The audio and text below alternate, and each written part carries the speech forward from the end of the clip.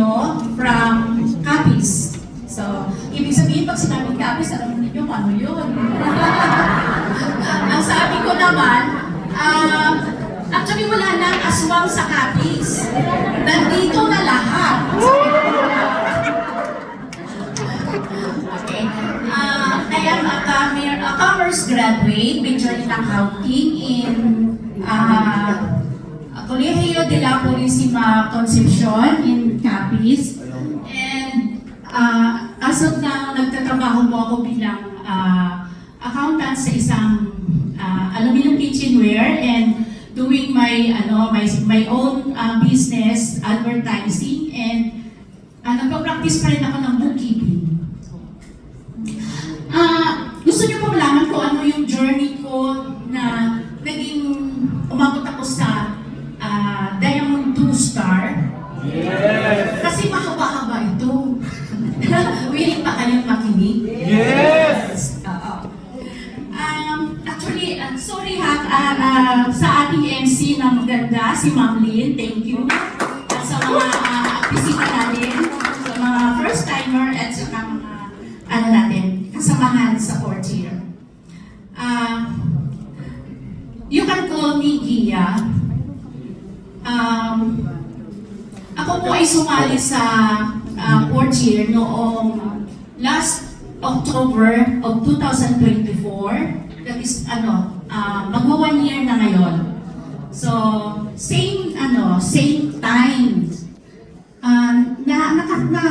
Nakita ko lang yung friend ko who is admin officer of the BIR, Sir Jojo, na naging head ko siya. Then, encourage niya ako na sumali. Tapos, kasi that time na nagkita kami, papunta ako sa doktor. Magpapalaboratory ako.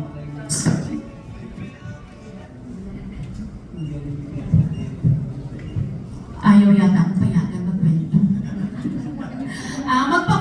Ako laboratory kasi in-advise ako ng doktor na magpa-lab ako because of, may nakita sa akin na thyroid, may ischemia, then meron akong today ko. So, tapos diabetic pa ako. Diabetic ako. So, pag diabetic ka, may high blood ka. Lahat. So, sige, sabi ko ganyan, in-offer ako, baka gusto mong i-try ito. So, ano ba yan? Sabi ko, nakakagamot ba yan? Kasi hindi ako makakatulog nung time na yon. Because siguro sa sobrang taas ng blood sugar ko. Sige, sabi ko ganyan, bigyan nyo ako ng flyers, then pag-aralan ko. Tawagan nyo ako after lunch because may office pa ako. So, dumating ang 2 o'clock, tumawag sa akin si Sir Jojo Moreno na magkita kami, then nagkita kami sa isang mall na malapit sa office. So, diniscuss sa akin kung ano yung 4th year, kung ano yung effect sa health ko or makatulong. So, na-try ko. Sabi ko ganyan, o sige, pero hindi ko inisip na mahal pala. 26,500. Saka ko na lang na-realize, mahal pala. Mahal pala. Pero hindi ko inisip yon. Ang iniisip ko, yung gumaling ako, makatulog ako at ma-cure yung diabetes ko. So,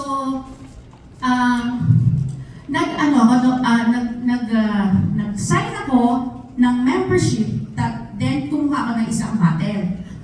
Nung nag-uwian na kami, pumunta ako doon sa isang business, kumbaga. May isa kaming client na Chinese. Sabi niya, ano yung dala-dala mo, ma'am? Sabi ko, 4th year. Sabi ko ganyan, maganda daw yan, sir. Sabi ko ganyan. Nakagamit ka na nun? Sabi ko, nag-isip pa ako. Sabi ko, oo. Pero hindi pa ako nakagamit. Di pa ako nakagamit. Sabi ka, oo, maganda pala yan eh. Sabi niya ganyan, napanood ko yan sa internet, nabasa ko yan. O sige, sir, baka gusto mo i-try. Sige nga, i-try ko sa misis ko. nag-transmit siya sa akin ng 26,500. So, wala ako ngayon na inom. Kasi gusto ko, yung product na kinuha ko, para sa akin, para makatulog ako, may try ko. So, hindi ko na i-try dahil naibenta ko kaagad. So, tawag ulit ako kay Sir Jojo. Sabi ko, Sir, nakuha, nabili yung dapat supposed to be iti-take ko. So, kita ulit kami the following day. So, tawag ako ulit. May isang friend ako na businesswoman. Wala siyang problem. Actually, wala naman siyang masyadong nararamdaman sa katawan, kundi ang gusto niya lang magpaganda. Gusto niya lang magpaganda kasi narinig niya yung stem cell, nagpapabata at nagpapaganda. So, sabi ko, sige halika, sama ka sa akin kasi may friend ako na nag-offer na may yung stem cell, maganda sa health at saka maganda sa nagpapaganda at saka nagpapabata. So, interesado siya. So, doon, nag-sign siya. Kumuha din siya ng isang bottle.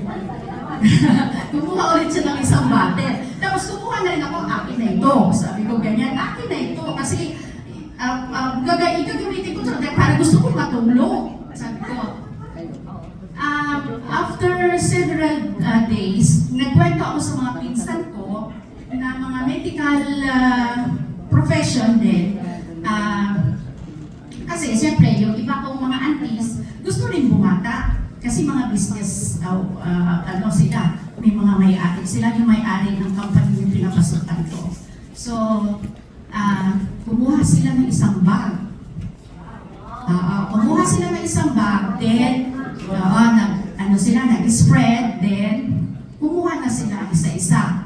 Hanggang sa tulong ng aking mga head, ni Sir Brad and Ma'am Vivian, Ma'am Bertie, and Sir Jojo, sila ang tumulong sa akin para maabot ko kung ano ang status ko, Diamond 2.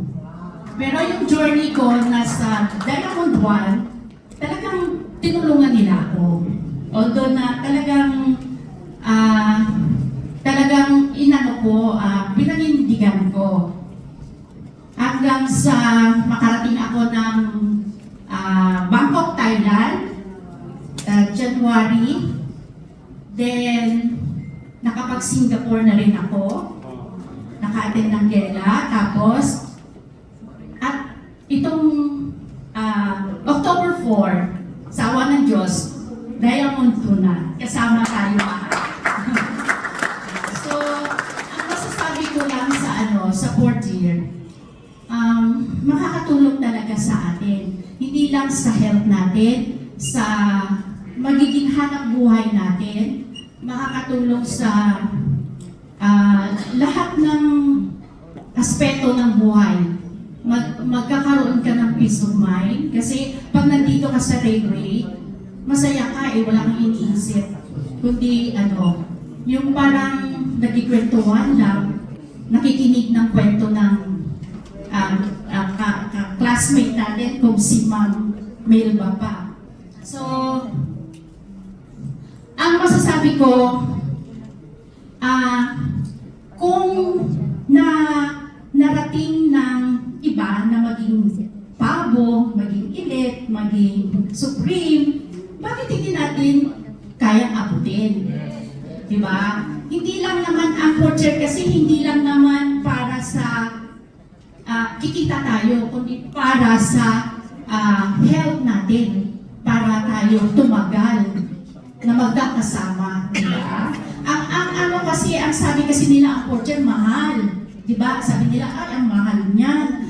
Sabi ko, huwag niyo munang isipin na mahal ang portrait. I-try mo muna. Kung sa palagay mo maganda, pagsikapan mo na ma-continuous mo na masustain ang 4th year. So, doon sa mga gustong gumanda at yumaman, sabi nga nila, wala tayong Pero ito na lang ang masasabi ko. Maraming salamat sa mga taong tumulong sa akin. Siguro, Nagpapasalamat na rin ako sa mga head ko na talagang nagpupush sila. Yung sa atin kasi yung nagtutulungan tayo, maganda kasi yun yung parang nag-unity tayo, yung bawat member nagtutulungan. Yun lang ang ano ko, journey ko sa Railway. Maganda ang ano ko, maganda ang naging ano ko sa Railway. Talagang positive na positive. So sana lahat tayo maging ganyan. Sige. Maraming salamat.